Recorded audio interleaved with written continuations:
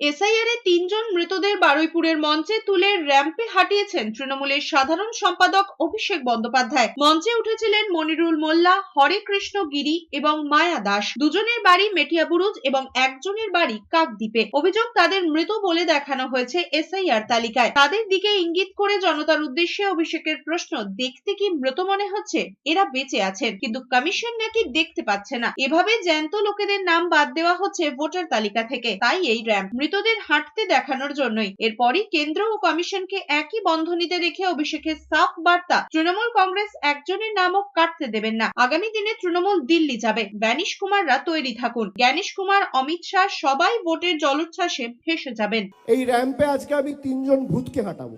Election commission এদের দেখতে পাচ্ছেন না, এদের মৃত ঘোষণা করে দিয়েছে। এই জন্য আমি র্যাম্প বানিয়েছি। আর এরকম 3-4টে কেস না, খালি দক্ষিণ 24 পরগনা জেলায় 24 জন রয়েছে যারা জীবন্ত বহাল তবিয়তে রয়েছে, কিন্তু এদের দেখিয়ে দিয়েছে মারা গেছে।